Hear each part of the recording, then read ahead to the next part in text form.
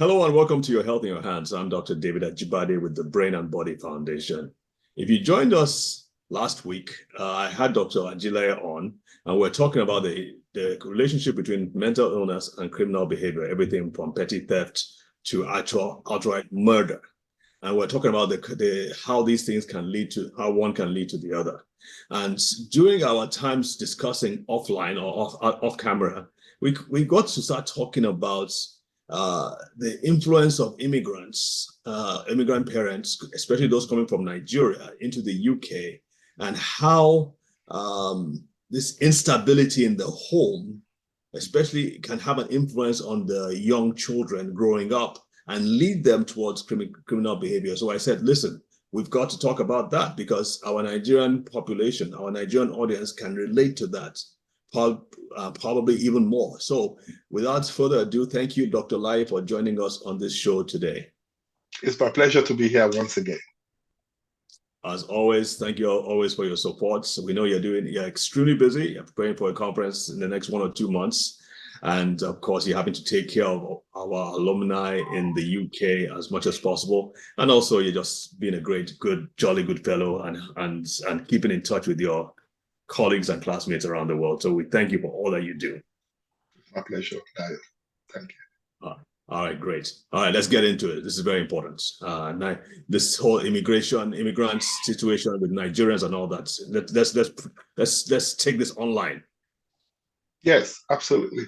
Immigration on its own, can be positive in its outcome and it can be negative.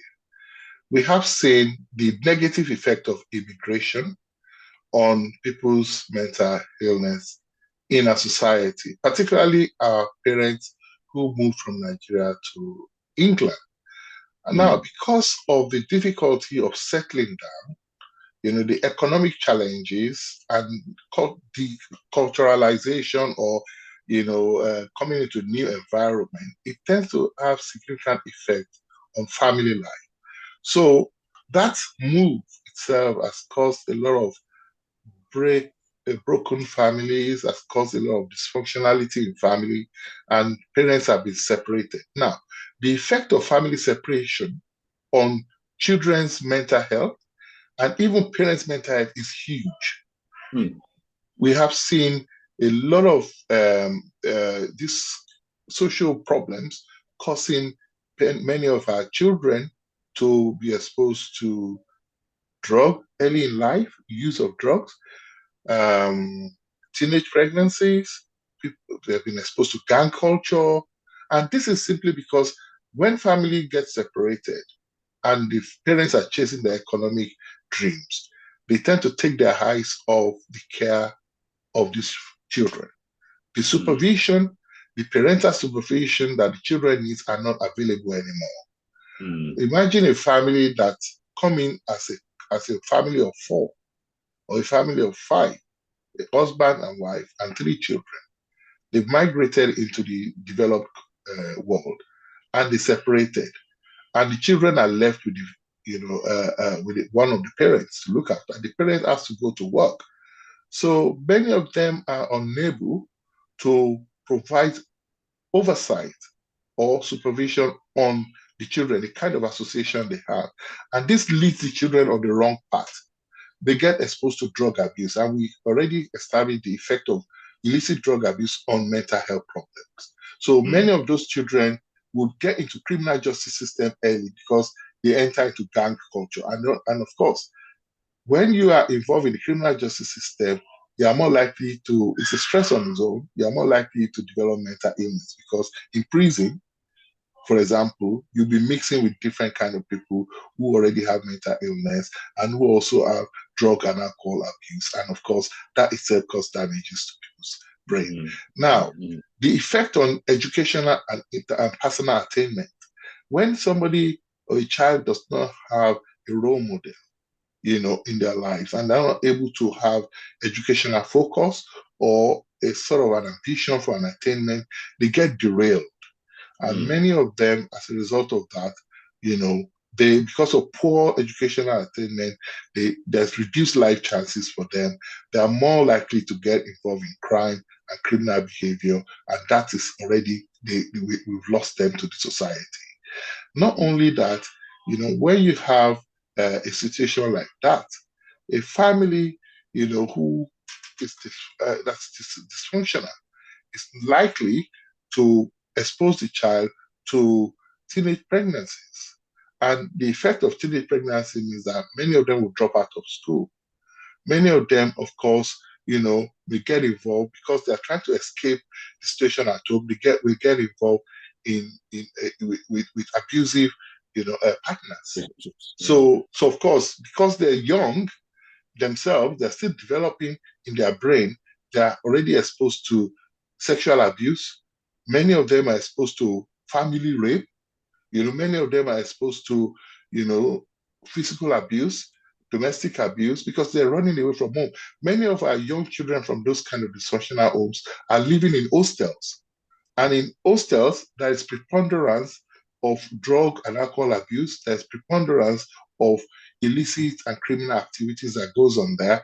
And of course, they get involved in that system. So you can see how from little immigration from maybe an African country coming to a developed society, leading to which may predispose some people to having dysfunctional family relationship, family breaking down, parental separation, domestic violence, within the home between parents, which the children themselves, can witness. So even if the children themselves are not, victims directly of abuse, but they have seen their parents, fighting each other, battering each other.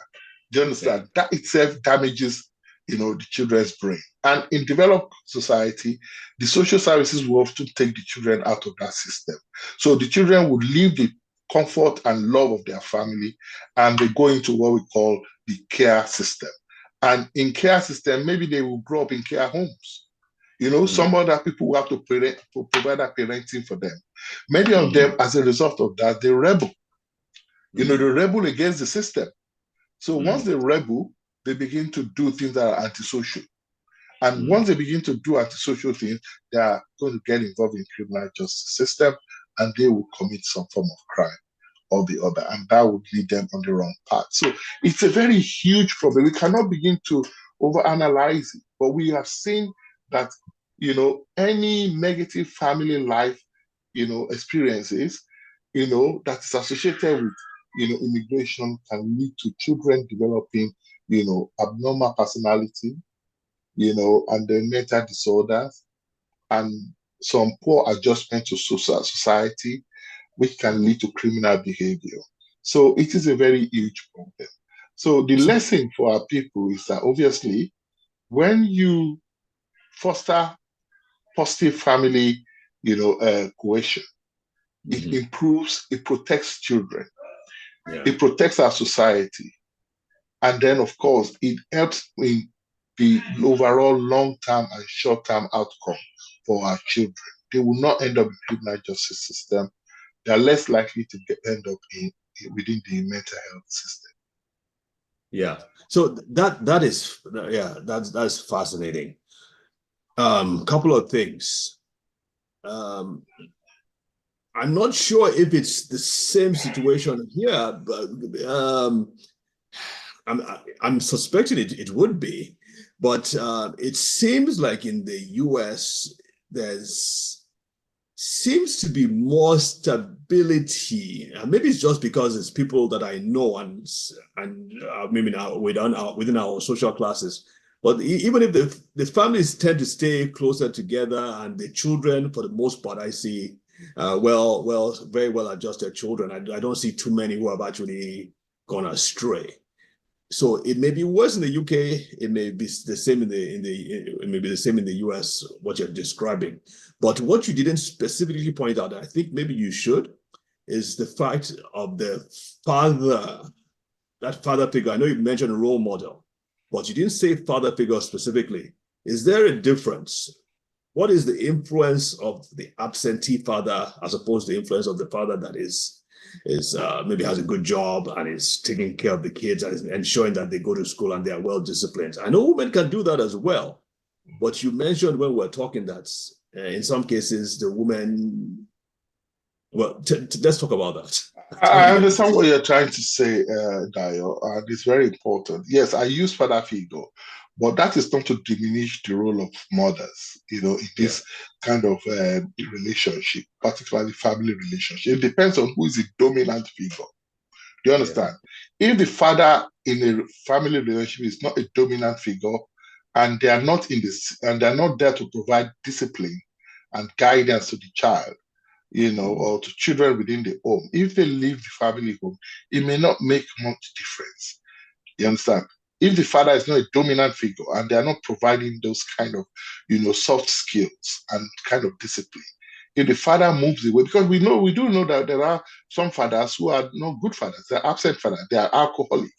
They don't provide, they're not good role models. So even Right, though they may be living as a couple within a home, but then the children are seeing them and they cannot really gain anything from them. So um, I want to be very clear about that. So we're talking about in a family relationship whereby, there's a strong dominant figure. It could be the mother in that relationship, whereby they can provide discipline, they can provide guidance, they can provide, positive oversight for the children. Then right, it helps the children. But what we know is that in most cases, when family breaks down, right, it puts a lot of significant economic challenges on the single parent that's looking after the children. Now, the way it plays out is this. It's not as if the mother set out to, not look after the children like that, but because they have bills to pay, they spend a lot of time chasing money, going from one work to the other. Imagine a mother that leaves the house very early at 5 a.m. and it's not there to, get the children up. What if the child doesn't go to school? How will she know? Okay. yeah, So, because she's going to look for money because they are poor economically. What if the child doesn't even is playing school truancy? What if they're mixing with the wrong crowd? Maybe what if instead of going to school, they are going to join gang or they're going to spend time with their boyfriend, and of course that leads to teenage pregnancy. Because the mom, not that the mom is not good, the mom also has a different priority. And in an African context, we have other pull factors. Many people, are living abroad. They are not making provision for what they need to live abroad in the first world, but they are more focused on what they want to put far away in Nigeria. So they're putting the cart before the horses. Their priorities are not right. Do you understand? And while mhm, they're depleting the resources that they need to look after their children, maybe put the children in under nursery or after school club, they are rather spending the money on something else. These are the kind of little things that, doesn't add up, and it makes, single parenthood very difficult. Now, mhm, because of the economic challenges that single parenting puts on family, the effect on the children is what I've been describing. The children don't have oversight. The children don't have supervision. They don't have discipline. I have to say, not all single mothers fail. Do you understand? Now, I give you an example of a patient I'm dealing with at the moment whose son unfortunately has a mental illness and he relapsed, and unfortunately he drove a car and killed somebody. Now, this woman, of course, now has been referred to our services. And when we went to see her, she said her husband died very young and she had to raise 7 children. Now, all the 7 children, they have mental illness. And one of the closest one to her is the one that's now committed this alleged crime. Obviously, he was not well, and he's now been taken away for treatment. So the woman herself has developed mental health problems. She's finding it difficult to cope with that situation. So you can imagine what that woman would have gone through, and now she's seeing herself as a failure, and she's saying that what is the point of living? I've worked so hard. I couldn't even raise my children very well. Many of them have got mental illness, and now this one has caused this problem. So she wants to kill herself. So you can imagine the interconnectivity of that situation. And that's just one example. We have, mhm. but there are other positive examples, I have to say. In this UK, for example, I have seen a woman, we call her super mom. You understand? She had 4 children at one time, quadruplets. And those 4 children, they're high flyers, all of them in one go. In fact, it was so good that every year when those children were growing up, because of the way they were performing, in the inner city of London, the newspaper will always do a lot of runnings on this family. They call her Supermom. Do you understand? And when this story broke, I was so fascinated. I remember taking my group called Champions for Nigeria at that time, over 10, 12 years ago, to London to look for this woman and interview her. The reason we did that was that we wanted to find out, what is it that you were doing right? What is it that you're doing right? You are a single mother in the inner city of London, and you are able to discipline your children, and 4 of them at the same time, and they were all doing very well, And you So what did you yourself, find out? and let me see, you yourself as an individual, you were a business owner and running well. We went and interviewed this woman. This story was so good that at the time, the governor of Lagos State, heard about this woman and came to England with his team of commissioners to give this woman an award. Wow. BRF award, Wow. Raji Fashola award. We only wrote to Raji Fashola about this woman, but of course they wanted to use the woman's story to help other single mothers, to say not all single mothers should fail, but they wanted to understand, how did this woman do it? What is it that she was doing right in that inner city of London, where there is preponderance of teenage pregnancy, where there's young children derailing and going to gang culture, and you have 4. The 4 of them one of them went to Oxford, the other one to Cambridge, the other 2 went to, one went to University of Manchester, the other one went to University of London. They are all graduates now. They've even got masters. About one that went to Cambridge, the lady, she became the president of the African Caribbean Society. They're all high flyers in their various employments now. The super mom, now she's enjoying her life. Today she's traveling abroad. But the question is, how did this woman manage? When we interviewed her, we saw that this woman was very, very calculating. She was herself somebody who has raised doctor. I think the older children, the brothers of this court, one of them is a doctor, the sister was a lawyer. So this woman in Nigeria had already raised good children. So there's something that was unique about this woman, discipline. And those children also were very content. She trained them to be content. At that time, if she does not have money to buy 4 bicycles, the children will tell mommy, don't worry. Just buy one for us, we will share amongst ourselves. So they did not put too much pressure on that woman financially. Do you understand? She was running her own business. She ran a nursery of her own. And the other thing we found out from those children, because not only did we interview the mom, we interviewed the children. How did you turn out like this? We realized that themselves, they set good role models.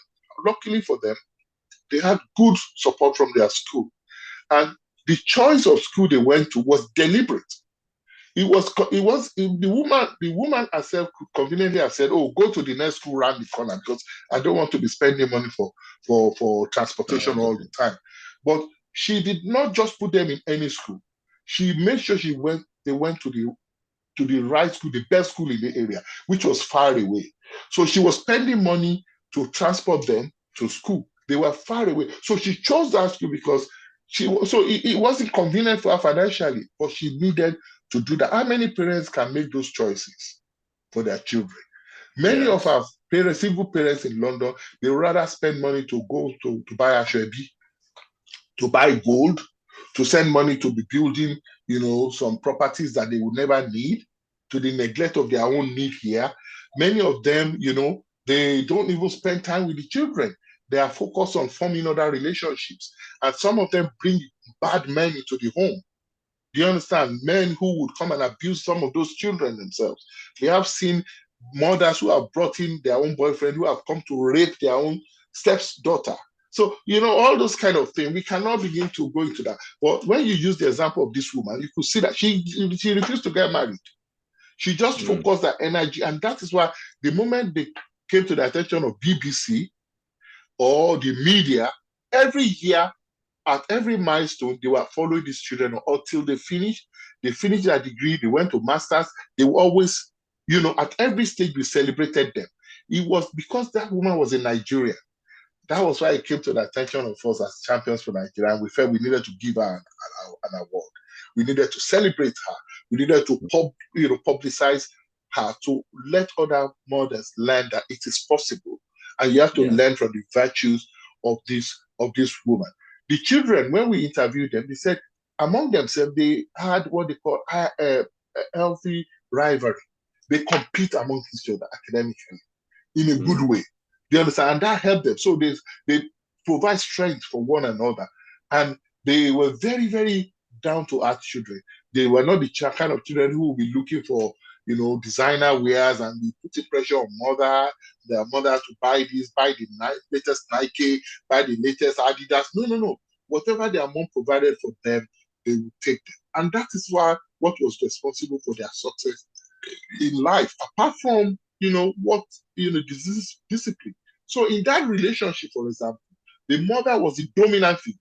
So even if the man had been in the house, the outcome probably would not have been different because the woman was the dominant person in the house. So a family, will need a dominant person who will provide that support, discipline, boundaries for the children in order to protect them from derailing. And that also translates to positive mental health, for those children in the long term. Beautiful. Oh, that's beautiful. That's a wonderful story. What's the name of the lady? You want to know? You want me to mention the name here? You can search her name. She will be proud that I mentioned her name because she calls me, the uncle for those children because she knew the role I played. I was the one that wrote to Raji Fashola and facilitated that award. It was in this London. The name of the woman is called Mrs. Juliana Balogun Oke.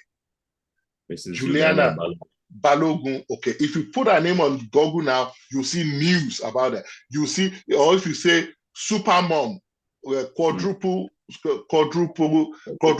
mother. Yeah, super mom in London.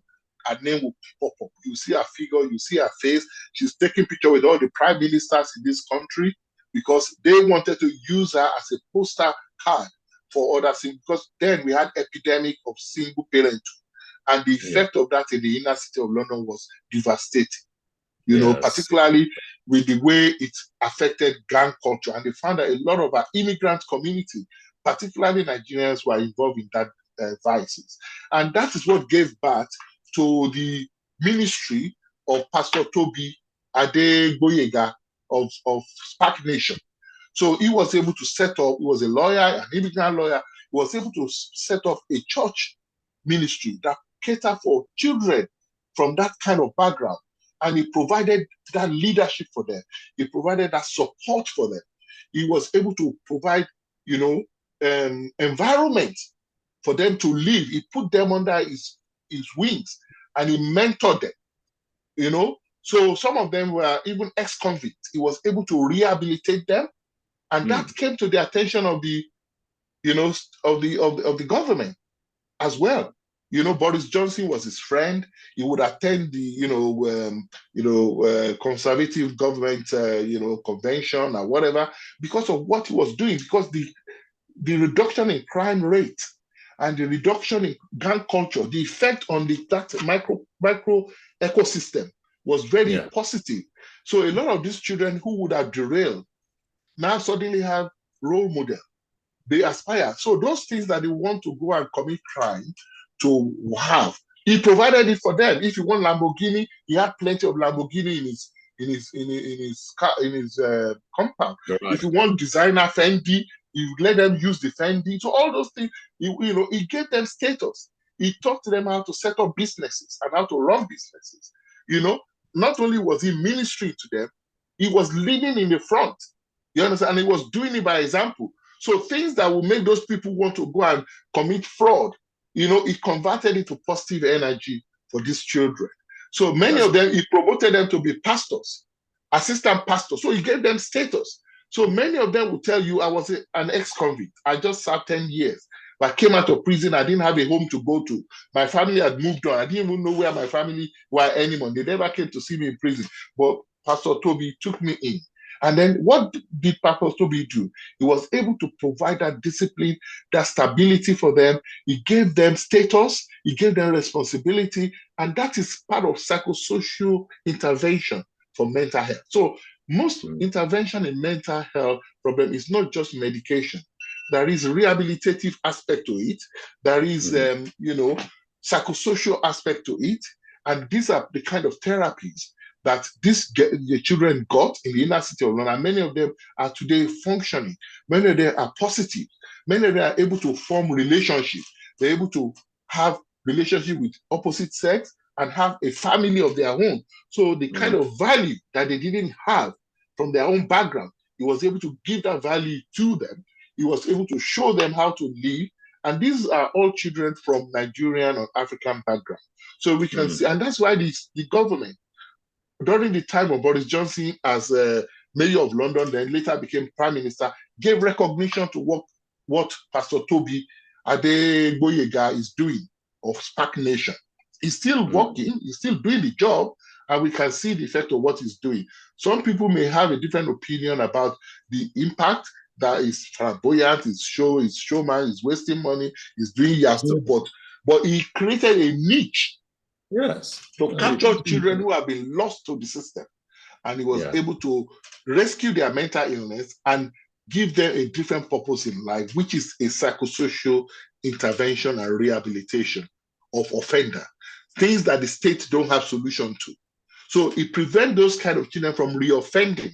And for those of them that have mental illness, they're able to look after their own mental illness in a positive way.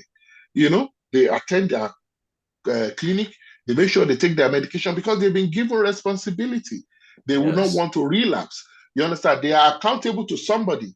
Do you understand? They do not want to bring the name of the ministry into disrepute. That is a huge responsibility. Absolutely. And many of these children have never been in that kind of environment before, let alone learning how to be responsible for themselves. So this is the kind of thing that we're talking about, the relationship between immigration, family dysfunction, mental illness, rehabilitation, and psychosocial intervention. Oh my goodness. Oh my goodness. I feel like we have to keep on talking about this and come bringing you back again. So the importance so let's kind of let me just quickly wrap this up because our time we've gone over our time a little bit. But let me so the importance of a strong person in the family, be it the father or the mother or even a relative who can be a stabilizing force, especially for the young men, the young boy, the boys in the family, because they're the ones that tend to go astray. Girls as well, like you said, female teenage pregnancy and all that. So you need that, but there are interventions that are available in the ecosystem, in the environment.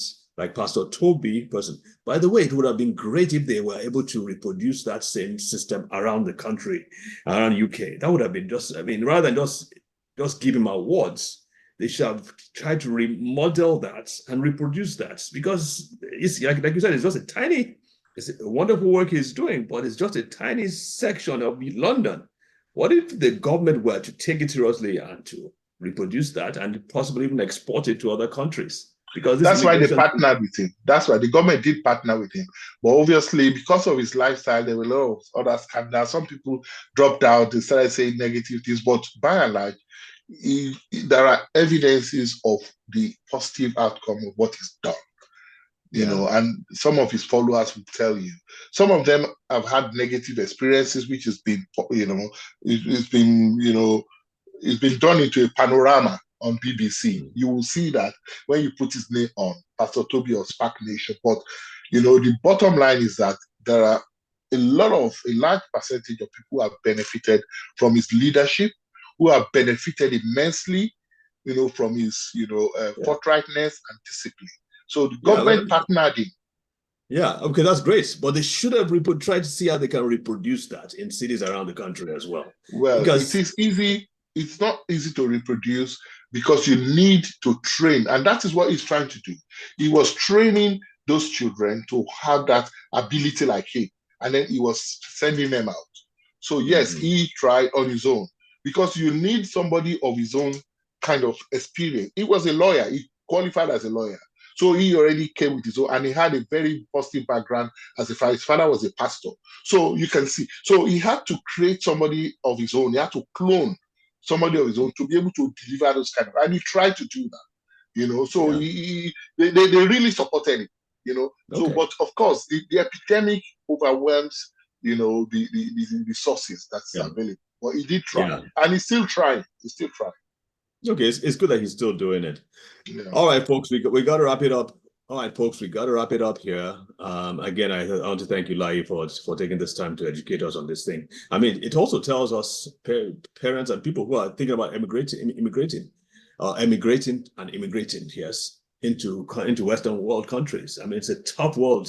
It's not all just roses and what's the term now? It's not all just A bed of roses. It's not all bed of roses. exactly. It's not a bed of roses at all. So you have to come prepared, especially if you're going to have children. Bring your children. You have to be extra watchful over them. We didn't talk about social media and the effect social media can have on these kids as well, and that is huge on its own. That's another mental health disaster on its way.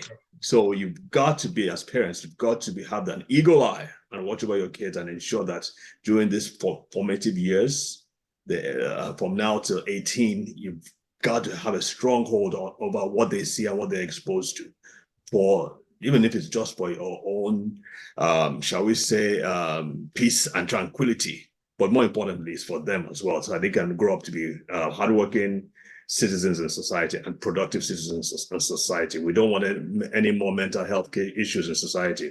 We want to minimize them as much as possible. So, Dr. Ajileye, thank you again. God bless you for all the good work that you're doing. And hopefully we'll have you back on soon again. Thank you. You're welcome, Dayo. It's my pleasure to be here once again. Absolutely. Appreciate it. God bless, folks. You can always get our videos on brainandbodyfoundation.org, and we are on all social media networks.